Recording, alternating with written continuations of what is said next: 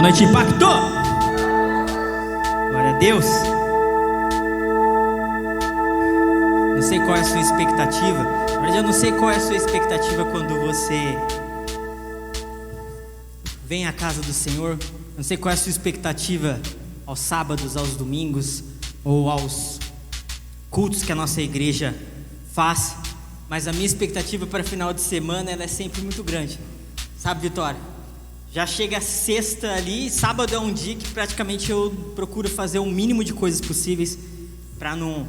minha cabeça estar ligada naquilo que Deus vai fazer. E cara, é extraordinário ver esse mover, é extraordinário ver as vidas adorando, as pessoas adorando. Isso é algo, cara, que não tem palavras pra gente que tá na frente de um trabalho, pra gente que tá sonhando projetos e coisas novas a cada dia. Cara, ver isso é o que nos motiva, e isso me deixa muito, muito feliz, essa atmosfera, essa presença de Deus. E eu espero que você aumente a sua expectativa nesse momento. Eu não sei como que você veio a essa noite, não sei como está o seu coração, aquilo que você tem vivido, cara, mas aumente a sua expectativa. Você está no lugar onde tem uma pessoa que pode transformar qualquer coisa na sua vida, mudar qualquer coisa na sua vida, qualquer problema, qualquer dificuldade que você esteja enfrentando, Ele é o único que pode.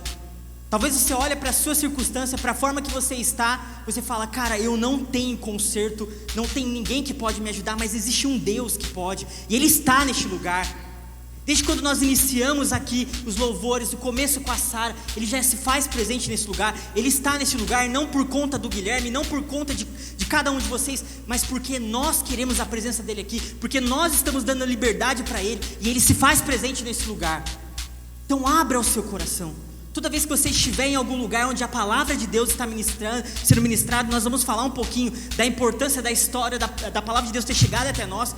E onde a palavra de Deus for ministrada, cara, não perca a oportunidade de ser transformado, não perca a oportunidade de ser mudado, porque a cada dia nós somos mudados. A cada vez que você abre a palavra de Deus, a cada vez que alguém ministra algo para você, você está sendo transformado.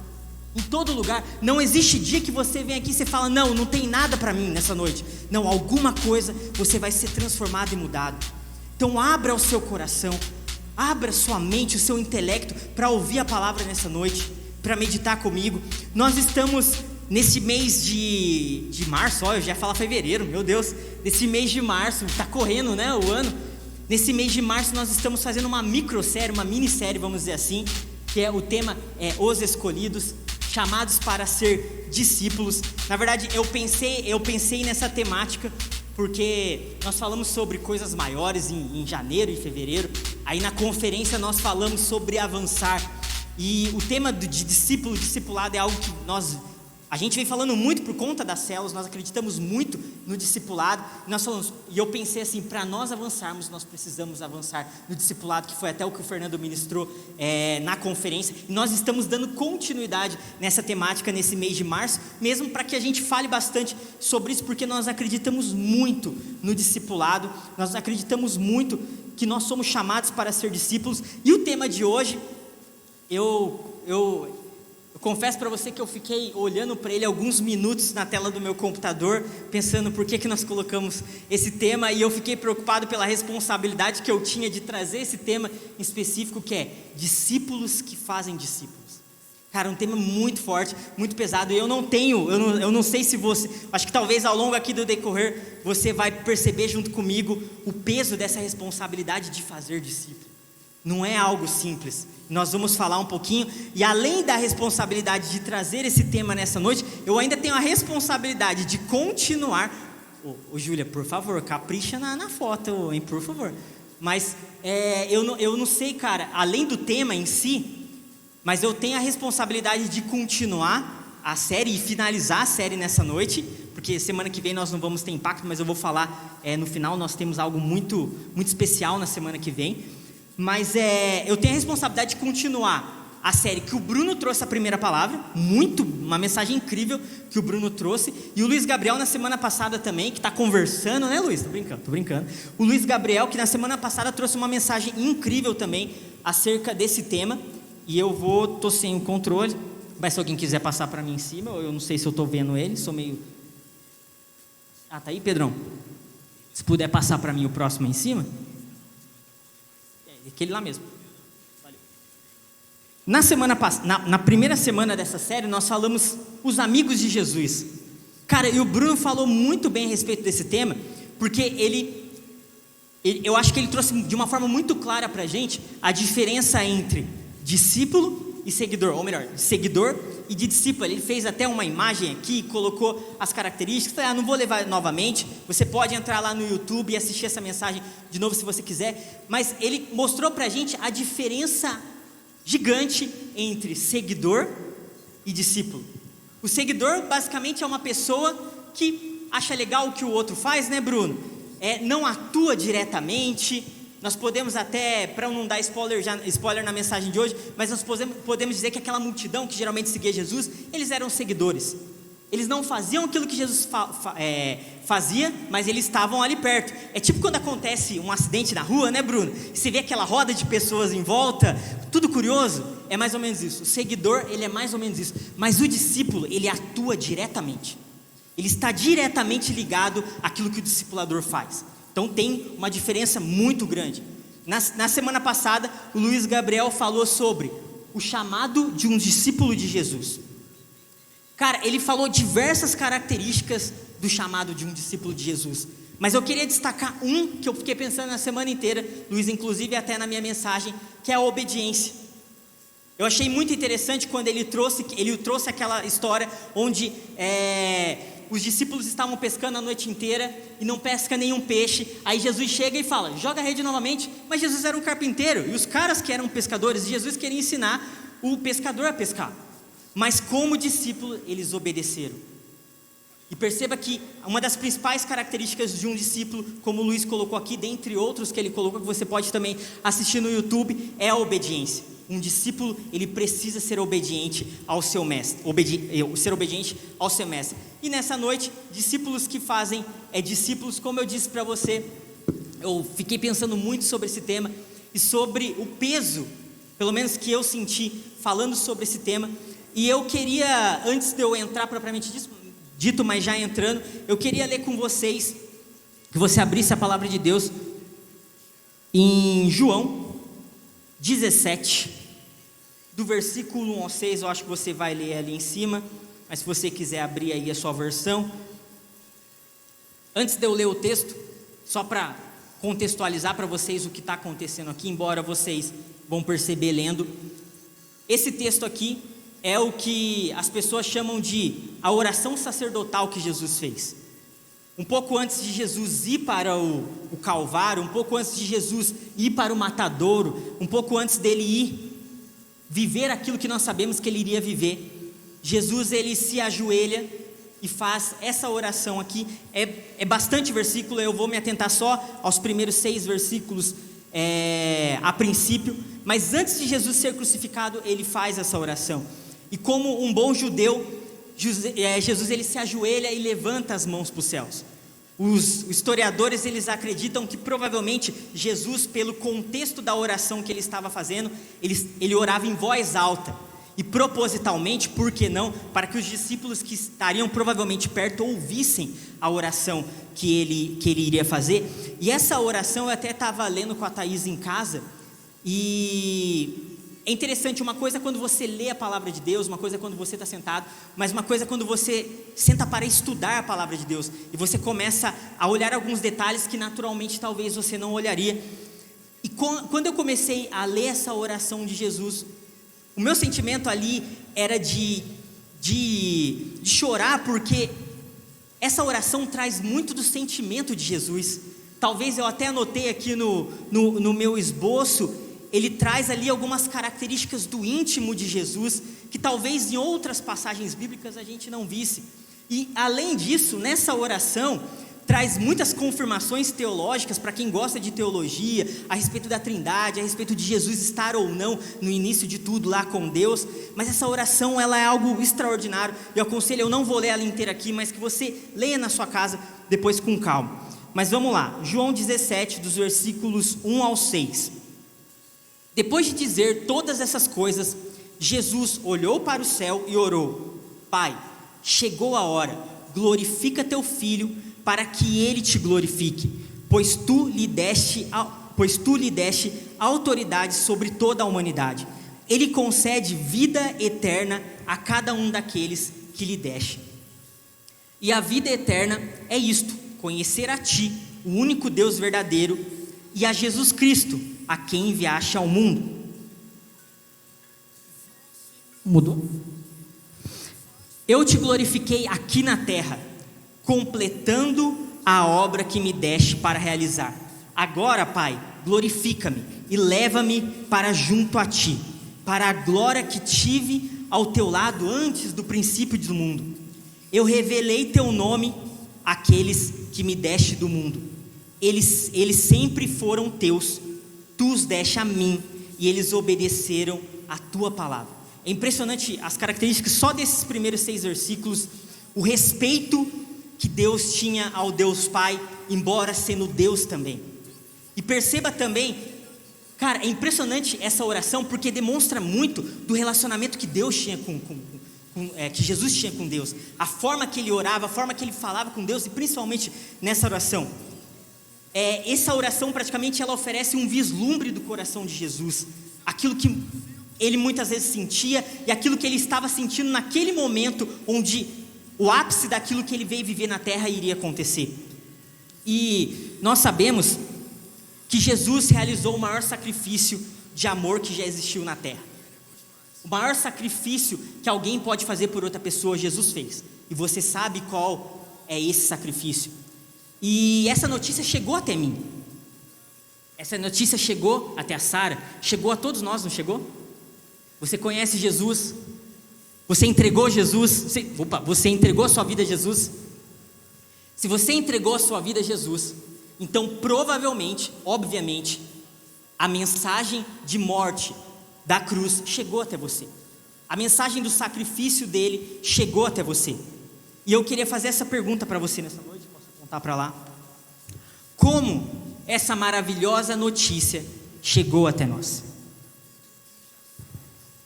Como, Bruno, essa maravilhosa notícia chegou até nós?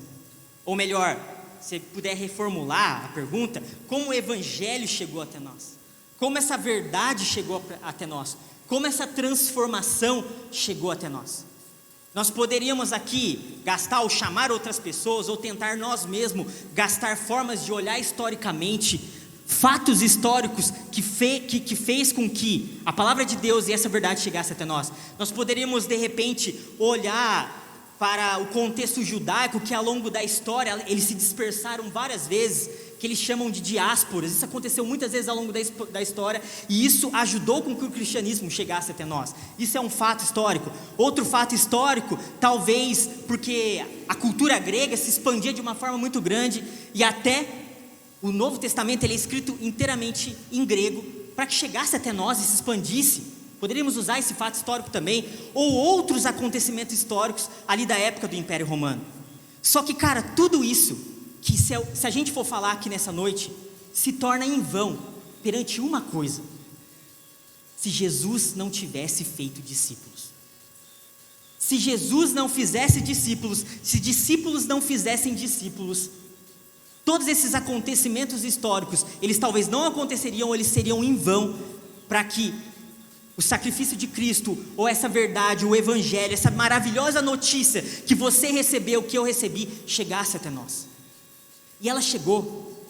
E é por isso que eu comecei aqui dessa forma, porque, cara, nós temos a oportunidade de estar aqui adorando a esse Deus. Nós temos a oportunidade de estar louvando Ele, ajoelhando no chão como a Esther, pulando como muitos, porque essa verdade chegou até nós. E muitas vezes, cara, parece que nós não valorizamos, desculpe o meu desabafo, mas é eu falando para mim mesmo. Parece que nós muitas vezes não valorizamos todo o esforço que esses discípulos fizeram, tudo que eles enfrentaram. Eu já estou pulando tudo aqui a minha mensagem, mas tudo que eles enfrentaram, para que essa verdade chegasse até você, Levi, para que essa verdade chegasse até mim, até você, e que hoje eu fosse transformado. E que hoje, por mais que eu seja pecador, cara, eu conheço a verdade e a cada dia eu busco arrependimento. E hoje eu posso ensinar essa verdade para o meu filho. E hoje eu posso ter uma família inteira aqui. Cara, isso é para eu me ajoelhar aqui agora e agradecer, porque essa verdade chegou até mim. E essa verdade ela só chegou porque Jesus não estava preocupado com ele. Ele, como já vai dizer lá em Filipenses, ele se fez o mais humilde de todos e se entregou. Se despiu de ser Deus para vir aqui e morrer. E essa verdade chegou até mim e até você. E ela chegou porque ele fez discípulos. Só isso nós poderíamos acabar nessa noite e não falar mais nada. Porque ele fez discípulos e chegou até mim e chegou até você. Só que dentro dessa oração final que Jesus fez, vamos dizer assim, final entre aspas, porque ele vive. Mas nessa oração eu queria destacar um versículo especificamente. O versículo 4, onde Jesus fala da seguinte forma: eu te glorifiquei aqui na terra, completando a obra que me deste para realizar. Eu destaquei a palavra obra, porque ela estava me incomodando. Eu falei, cara, eu preciso entender melhor essa palavra.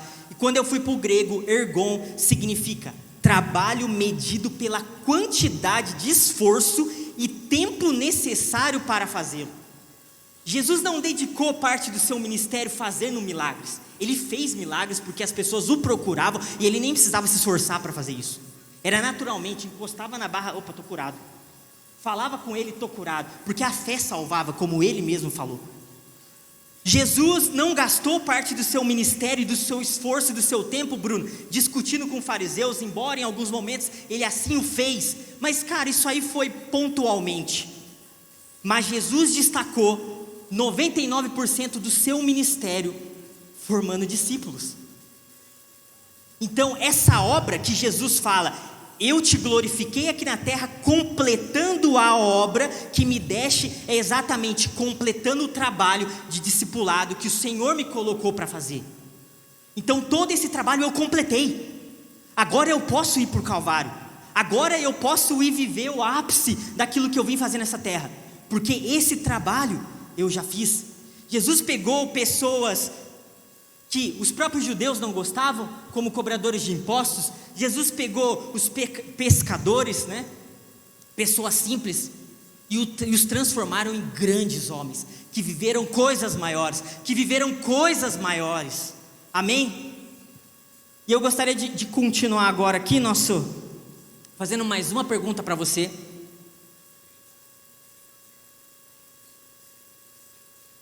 Você pode ler em voz alta essa pergunta, por favor? Jesus, vamos lá, respira. Então não precisa ler, é só para eu beber água. É a Tânia? Que eu não estou enxergando, eu percebi pela voz.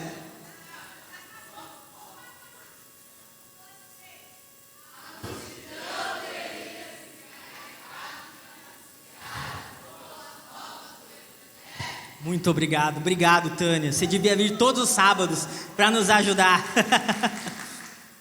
A multidão teria se encarregado de anunciar as boas novas do Evangelho.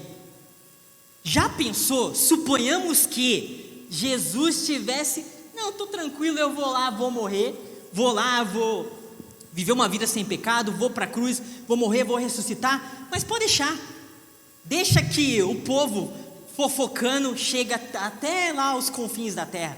Será que isso teria acontecido, Bruno? Será?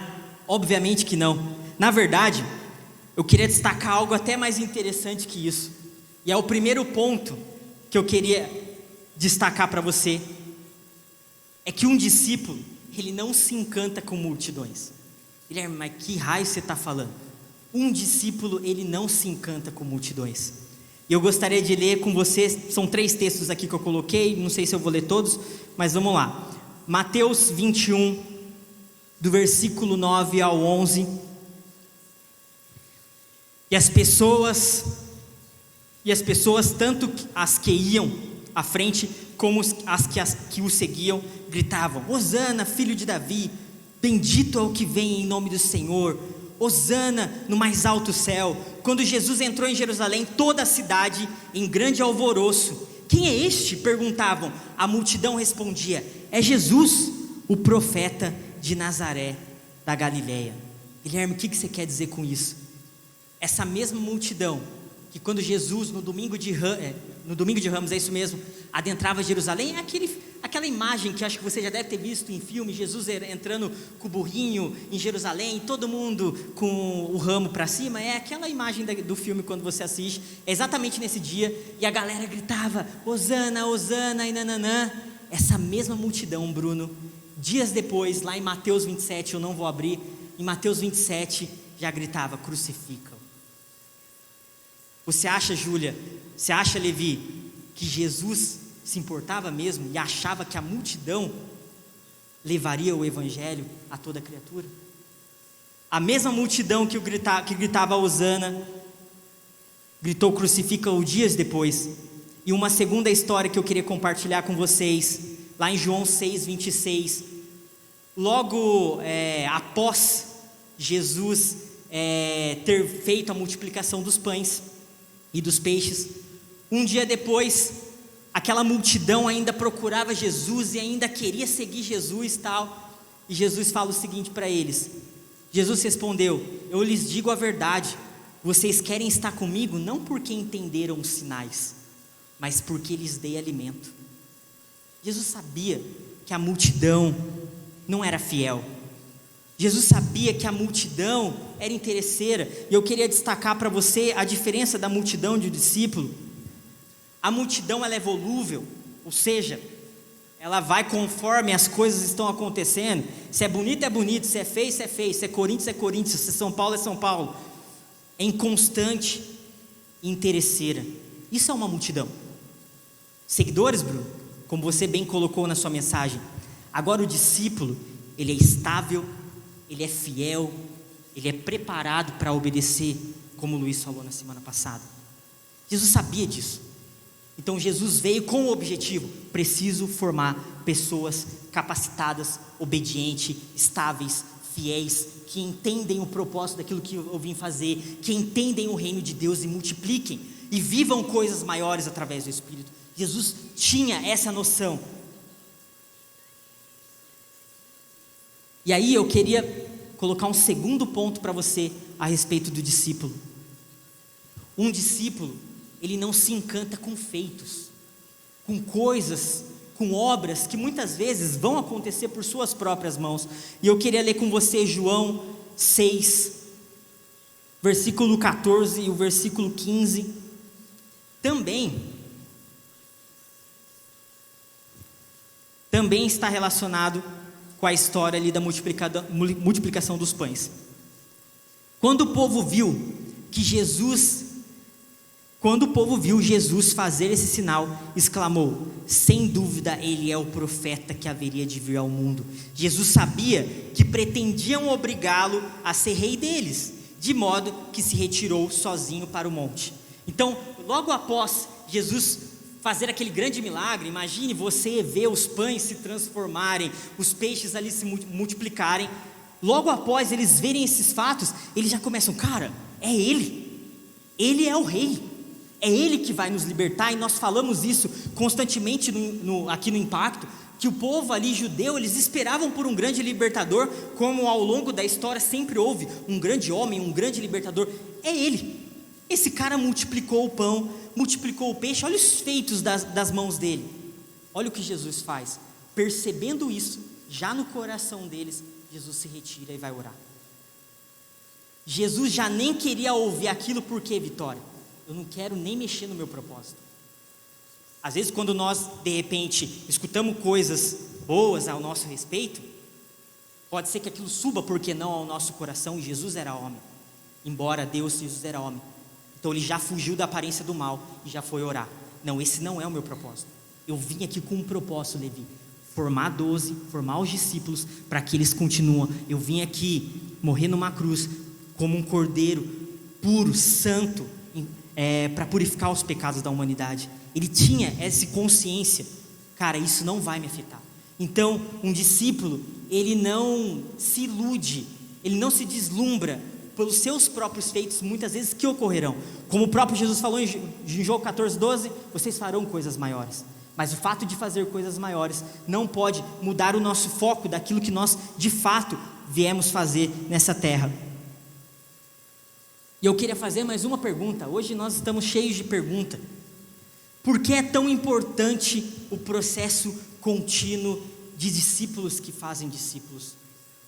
Por que, Bruno, é tão importante fazer discípulos e fazer discípulos e fazer discípulos? Talvez aí na sua cabeça você já tenha uma noção daquilo que eu vou falar nessa noite, mas eu quero junto com você destacar 2 pontos apenas, bem rápido, a respeito disso. O primeiro ponto que eu quero destacar é o amadurecimento espiritual. João versículo 3,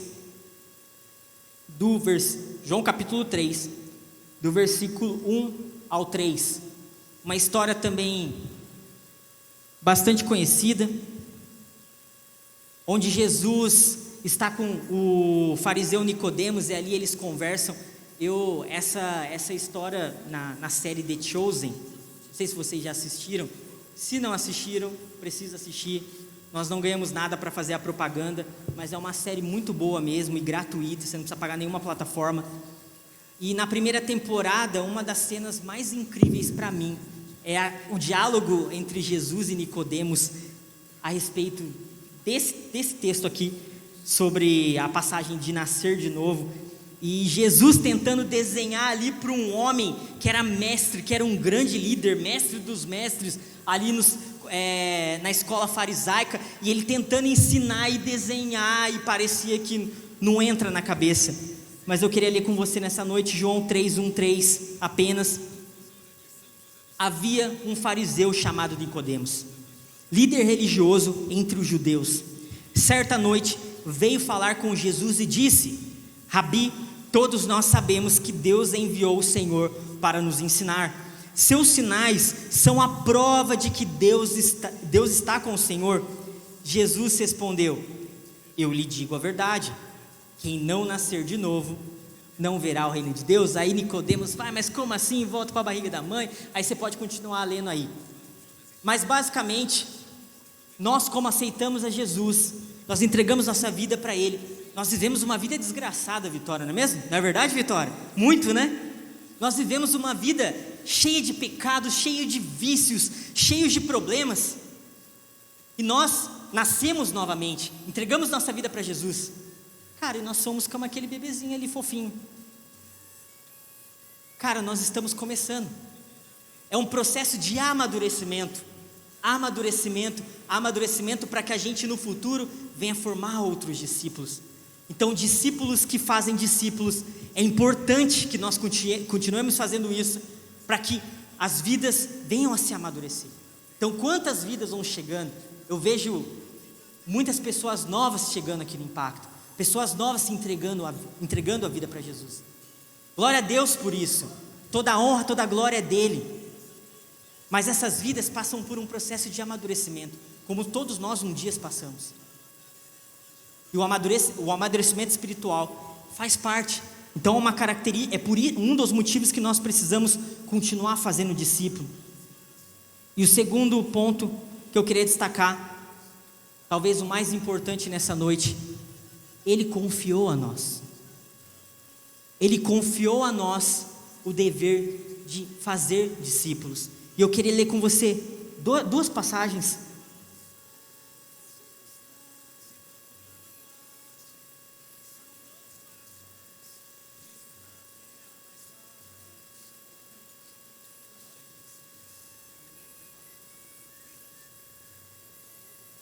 Mateus 28. Eu mudei ele? Não. Mateus 28, 18-20. Ponto, ele confiou a nós. Jesus se aproximou deles e disse: toda a autoridade no céu e na terra me foi dada. Portanto, vão e façam discípulos de todas as nações, batizando-os em nome do Pai, do Filho e do Espírito Santo. Ensinem esses novos discípulos a obedecerem a todas as ordens que eu lhes dei. E lembre-se disso, eu estou sempre com vocês até o fim do tempo. Ele confiou a nós a principal mandamento, talvez, o principal, pelo menos para mim, de levar o evangelho a toda criatura e de anunciar o evangelho e formar discípulos. E a segunda passagem que eu queria ler com vocês Está em João 17, versículo 18 a 20.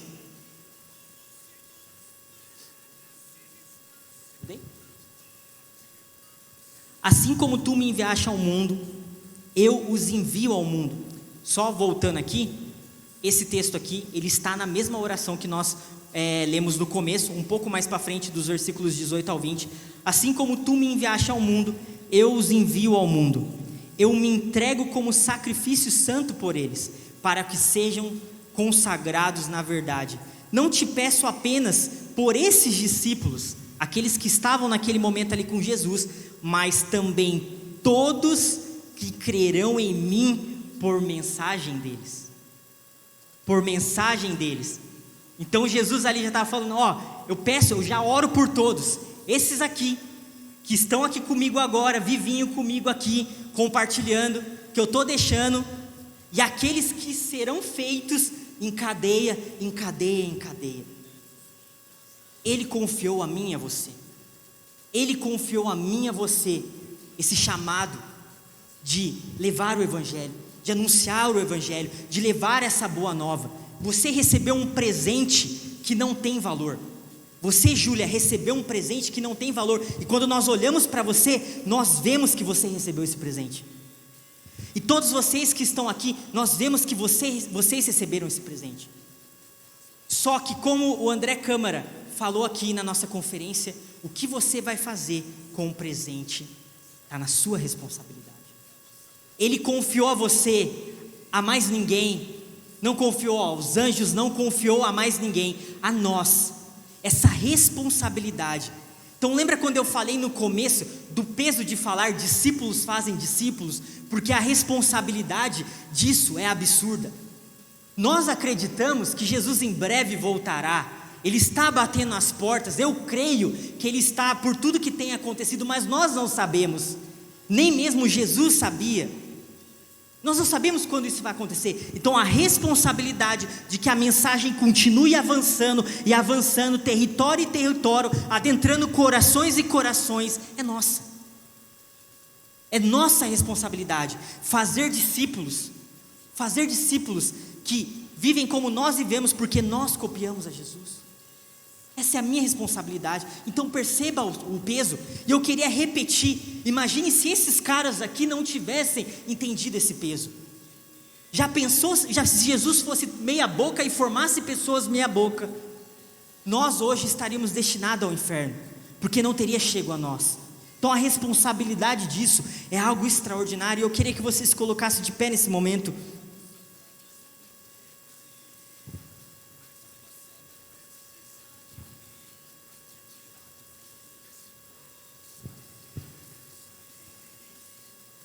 Para refletir e praticar, mas eu queria que você acalmasse seu coração, focasse naquilo que nós estamos falando aqui para encerrar, não se distraísse, porque isso é muito importante. O Bruno sempre coloca, nós praticarmos aquilo que nós aprendemos, isso é muito importante. Precisamos ter em mente a importância de como o Evangelho chegou até nós, discípulos fazendo discípulos. Então o primeiro ponto que eu queria que você saísse daqui, pensando sobre isso, durante toda a sua semana, sobre como o Evangelho chegou até você, como essa boa notícia chegou até você, e a importância disso, para a sua transformação hoje, de como você era sem Jesus, e como você é hoje, tudo que Ele já fez na sua vida, tudo que Ele já transformou na sua vida, e tudo que Ele ainda vai fazer na sua vida, que nós sabemos que são coisas maiores. Um discípulo, ele não se deslumbra com coisas que estão fora do propósito de formar discípulos. Como nós dissemos aqui, cara, milagres são muito louco. Feitos extraordinários, nós queremos ver feitos extraordinários. Em abril, em maio, se prepare pelo tema que nós vamos ministrar aqui. Nós queremos ver feitos extraordinários. Mas um discípulo que faz discípulo, ele não se deslumbra por isso. Ele entende o propósito.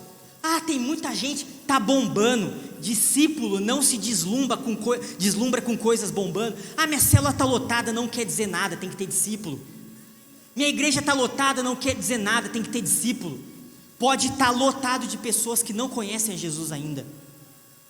Então não caia nessa do tá bombando. Discípulos que fazem discípulos, pessoas fiéis, responsáveis e obedientes à palavra de Deus. Nós não nos deslumbramos com coisas e feitos fora do propósito daquilo que Deus nos chamou, que é fazer discípulos.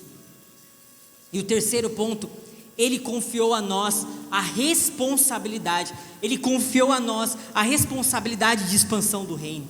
Esse reino que nós tanto anunciamos e que nós cremos na expansão dele, está totalmente ligado à ordenança de levar o evangelho. Está totalmente ligado à ordenança de fazer discípulos. Porque se nós não fizermos discípulos, o reino não avança. Toda a estrutura que nós colocamos e muitas vezes investimos, bacana, isso é muito bom, vamos continuar fazendo se Deus permitir e nos der condições.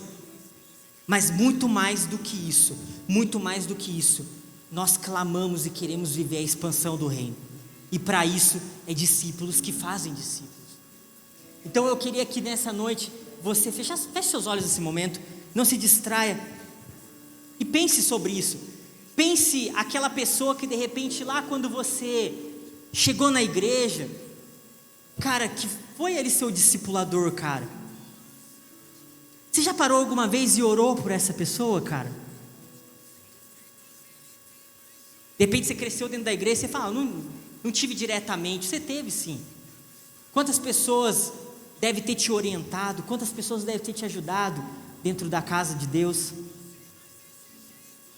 Você já orou pelo seu discipulador alguma vez? Para aquela pessoa que falou de Jesus para você alguma vez? Essa pessoa que foi usada por Deus extraordinariamente para que você hoje estivesse aqui, cara. Às vezes você quer ser usado para ver o paralítico andar, eu também quero. Mas clame ser usado para que vidas encontrem Jesus através da sua vida. Esse é o maior milagre que nós podemos viver. Ver a pessoa abandonando o pecado, cara. Ver a pessoa, cara, que usava drogas, que estava no mundo e hoje não usa mais.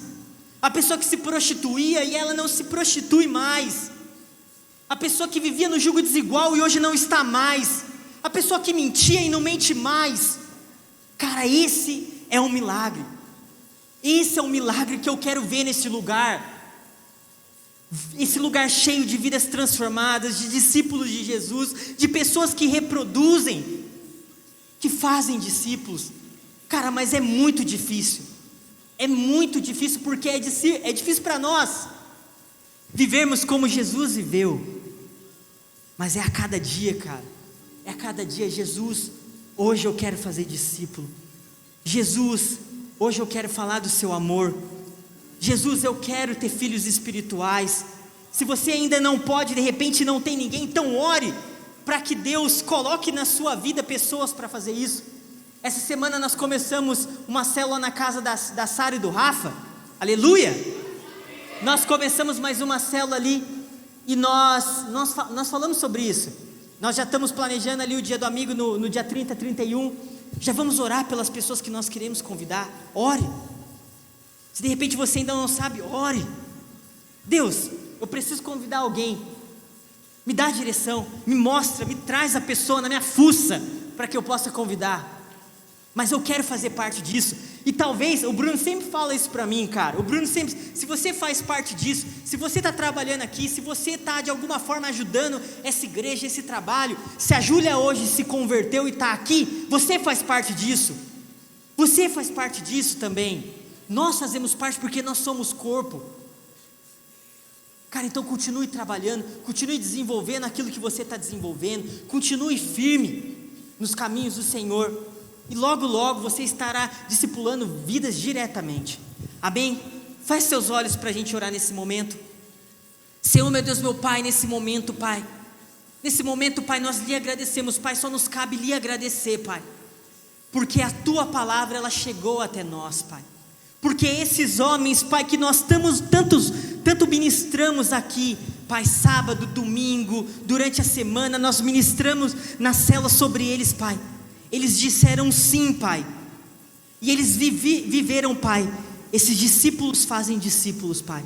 E por conta, Pai, deles terem continuado isso, Pai, hoje a Tua palavra, ela chegou até nós, Pai. Hoje, Pai, nós somos transformados, Pai. Hoje, Pai, nós temos Jesus. Pai, muito obrigado, Pai. Muito obrigado por isso, Pai. Mas, Pai, nós não queremos que isso pare em nós, Deus.